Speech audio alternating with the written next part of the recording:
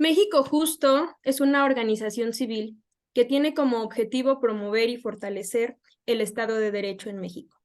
El 14 de diciembre se presentó acción de inconstitucionalidad ante la Suprema Corte de Justicia de la Nación, que pide anular el artículo 2 de la Ley Federal de Ingresos para 2024. Para este tema se va a emitir la presente opinión amicus curiae en voz del doctor Marco Antonio Pérez Valtier. Antes de eso, me daré la oportunidad de presentar una breve síntesis curricular de su persona. Es licenciado en Economía por la Universidad Autónoma de Nuevo León, máster en Economía por la Universidad de Wisconsin y doctor en Economía por la Atlantic International University en Estados Unidos. Fue integrante del staff de asesores de la presidencia del Grupo Visa de Monterrey, gerente de estudios económicos en el Grupo Financiero Bancomer, asesor fiscal de la Cámara de Senadores del Congreso de la Unión, subsecretario de Ingresos en el Gobierno del Estado de Nuevo León, y fue asesor del actual secretario de Hacienda, teniendo bajo su responsabilidad el área de ingresos. Ha sido presidente del Colegio de Economistas de Nuevo León y vicepresidente de la Confederación de Colegios de Economistas de la República Mexicana. También es miembro del Instituto Mexicano de Ejecutivos de Finanzas, donde preside el Comité Técnico de Finanzas Públicas. Actualmente es socio en la consultoría Pérez Góngora y Asociados, firma afiliada al grupo MSI, con sede en Londres, y también es columnista habitual en el periódico El Financiero en su edición Monterrey, así como socio fundador de Econometría Aplicada. También forma parte de la planta docente del Instituto de Especialización para Ejecutivos, impartiendo diversas asignaturas en el primer programa doctoral en Ciencias de lo Fiscal en el país, con reconocimiento oficial de la SEP. Doctor, bienvenido. A partir de este momento, le cedo el uso de la voz. Muchísimas gracias. Agradezco la invitación para conversar un poco sobre el tema del endeudamiento del sector público federal. Este tema del endeudamiento, siguiente lámina, por favor. Para entender mejor cómo se estructura la deuda del sector público federal, es importante primero explicar que en Ley de Ingresos de la Federación se consigna en el artículo 1 los ingresos por financiamientos, al final del artículo 1, que recibirá el sector público federal presupuestal para sufragar el gasto que se incluye en el presupuesto de egresos de la Federación. Entonces, lo primero que quiero explicar es que hay un ámbito presupuestal, que es el que incluye Ley de Ingresos de la Federación y presupuesto de egresos de la Federación. Entonces, este ámbito presupuestal lo conforma el gobierno federal más los organismos y empresas como es el IMSS y el ISSSTE y las empresas productivas del Estado como son Pemex y la CFE. Entonces, este es el ámbito presupuestal y estas necesidades de deuda son las que se plasman en el artículo 1 al final como ingresos por financiamientos. Sin embargo, el sector público federal es más amplio que el ámbito presupuestal. Siguiente lámina, por favor.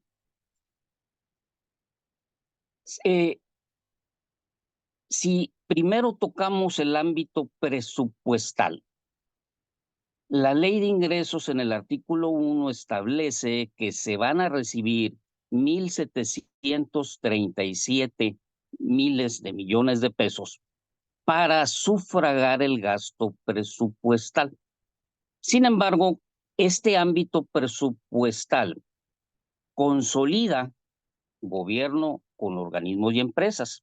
Si los organismos y empresas son superavitarios, entonces se reduce la necesidad de financiamiento cuando en realidad el gobierno federal va a ocupar 1906 o casi 2 millones de pesos.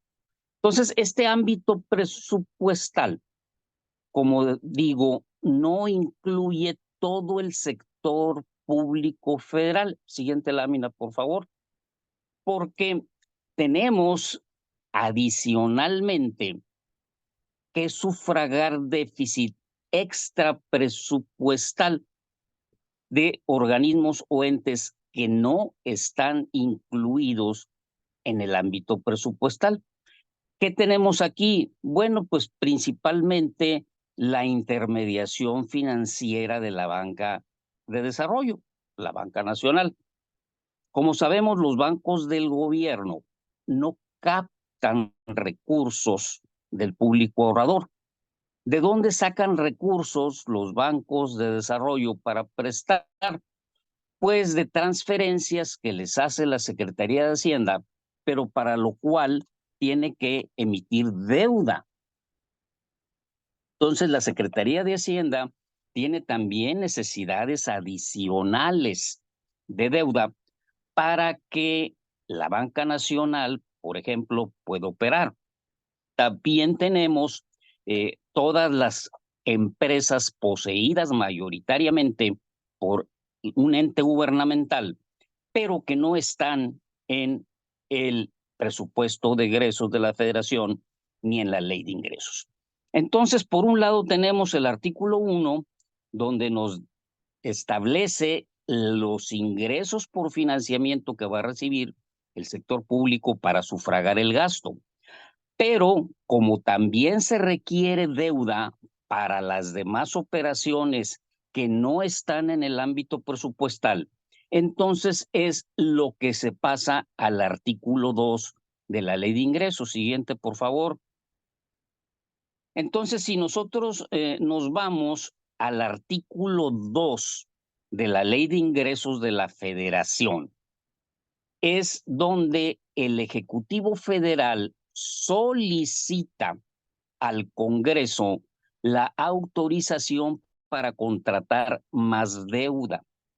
Pero este monto que se debe de incluir en el artículo 2, además de los ingresos por financiamientos que están en el artículo 1, se incluye el déficit extra presupuestal, las necesidades de financiamiento para el IPAB, para otros tipos de empresas mayoritarias, y es así como se detalla en el artículo 2 cuánta deuda se solicita, se les autorice a contratar.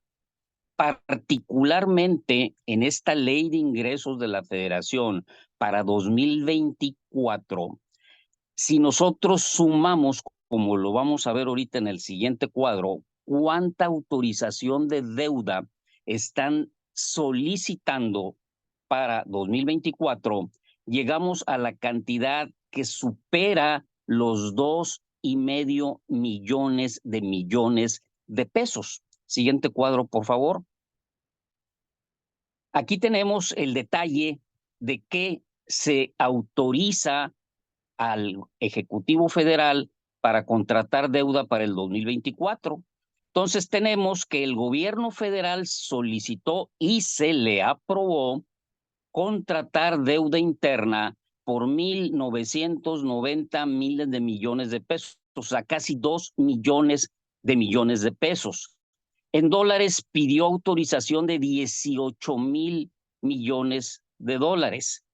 Viene el dato de Pemex, viene el dato de CFE. Aquí nos está detallando el artículo 2 quién está pidiendo la deuda. Entonces, esta deuda de superior a 2,5 millones de pesos va para el gobierno federal, para Pemex y para CFE. Como podemos ver, aquí no hay deuda para intermediación financiera, no hay deuda para el IPAB, esas vienen en ceros. Entonces, lo importante que tenemos que entender es que si nosotros vemos el ámbito presupuestal y vemos el requerimiento financiero que determina el propio Ejecutivo, ellos ocuparían un ingreso por financiamiento o una deuda de 1,864,872 miles de millones de pesos. Esa cantidad de dinero es la que se puede justificar para la operación presupuestal y para el déficit extra presupuestal. Entonces, definitivamente que se les autorice a contratar más de 2.5 billones de pesos deja un hueco de 655,000 millones de pesos de deuda que se va a contratar o que ya se le aprobó al Ejecutivo Federal a que contrate y que no tiene destino de gasto. Ahora, de acuerdo a la Constitución Política de los Estados Unidos Mexicanos, la deuda que se contrata debe ser destinada a proyectos de inversión productivos que generen ingresos. Siguiente lámina, por favor. Entonces, este mandato constitucional señala que se debe de tener un vínculo directo entre la cantidad de dinero que se contrata como deuda y los proyectos de inversión que se tienen que financiar con este dinero. Siguiente lámina. Si nosotros vemos el presupuesto de egresos de la Federación, hay una clasificación del gasto económica que divide el gasto en gasto corriente y en gasto de capital. Muy bien. Sin embargo, el gasto de capital, que incluye el sector público en su presupuesto, se divide a su vez en inversión física y en inversión financiera. El caso actualmente de la Secretaría de Energía, la CENER, es un caso muy típico de operaciones que hace el gobierno federal, donde de los 196,000 millones que va a gastar la Secretaría de Energía, 193,000 los clasifican como inversión financiera. No es inversión física, es una inversión financiera que es dinero que va a ser transferido como subsidio a Pemex para que Pemex pague deuda.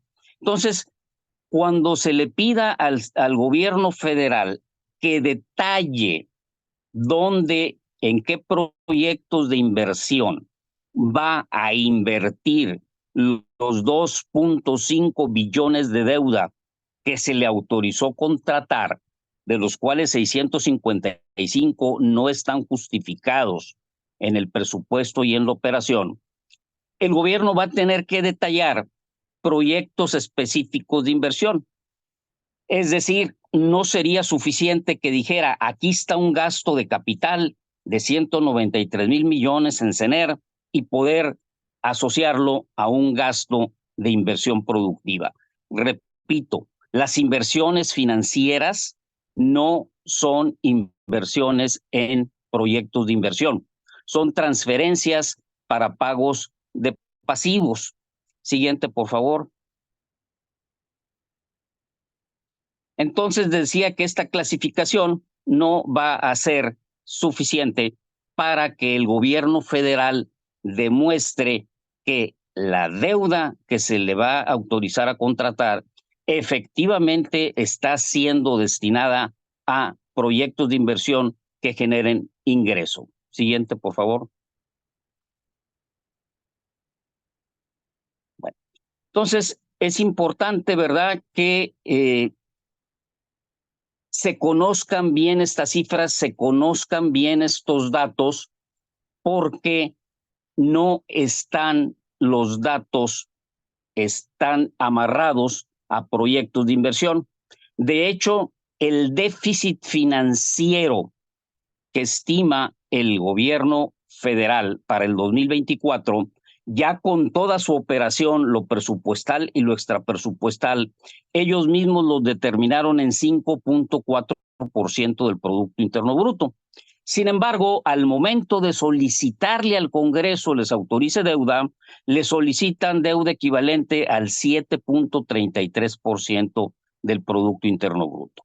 Es decir, tenemos más de 1.9% del Producto Interno Bruto en deuda que están solicitando y se les autorizó contratar, que ni tiene destino específico del gasto y no tienen proyectos de inversión productiva. Entonces aquí tenemos una discrepancia entre el mandato constitucional y el uso que se le va a dar a la deuda que ya les autorizó el Congreso de la Unión, puesto que la Ley de Ingresos de la Federación es aprobada por las dos cámaras. Bueno, yo me pongo también a sus órdenes para cualquier consulta adicional, cualquier comentario que quisieran elaborar. Estoy completamente a la disposición de ustedes para hacer explicaciones adicionales o contestar cuestionamientos que pudieran tener. Les agradezco mucho la atención a la presente y repito, estoy a sus órdenes. Muchas gracias.